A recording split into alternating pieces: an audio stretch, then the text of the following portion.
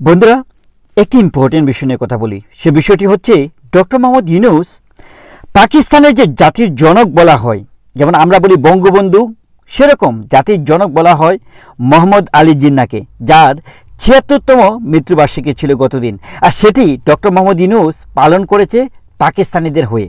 খেয়াল করে দেখুন, এই কথাটা আমি কেন বললাম যে ডক্টর মোহাম্মদ ইউনূস এই মৃত্যুবার্ষিকীটি পালন করেছেন।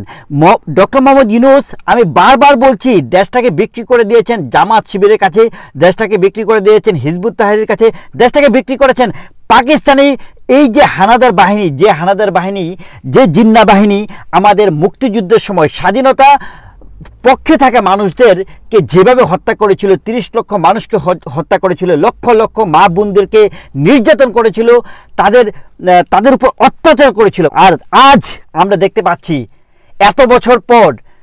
স্বাধীনতার এত বছর পর আমরা আজকে দেখতে পাচ্ছি বাংলাদেশের মাটিতে পাকিস্তানের জাতির জনকের কিনা সেলিব্রেশন করা হচ্ছে, গান গাওয়া হচ্ছে, কবিতা আবৃত্তি করা হচ্ছে। এখানে বাংলাদেশের জামাতিগুলা বসে বসে এগুলো কাজ করছে।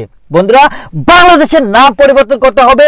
এই যে আপনারা যে দেখছেন না, যে ডক্টর মোহাম্মদ ইউনূসের যে বিশেষ যে সহায়ক মাহফুজ, তার সামনে বলা হচ্ছে, সে কোনো প্রতিবাদও করে নাই, সেটার পক্ষে ছিল।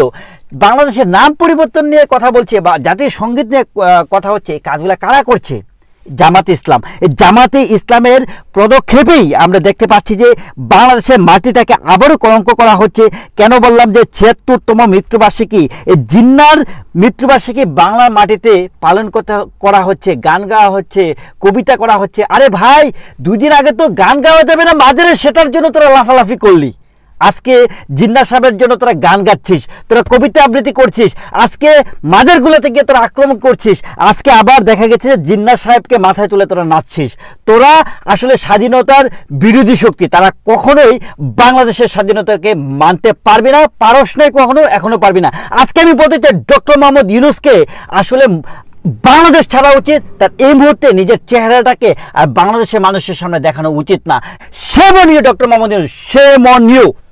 তোমার যে দূষর বাহিনী, এই জামাত শিবির সমন্বয়কারী জামাত শিবির দাঙ্গা বাহিনী, তাদেরকে শায়েস্তা করা হবে বাংলার মাটিতে, যেমনটা শায়েস্তা করা হচ্ছিল ১৯৭১ সালে।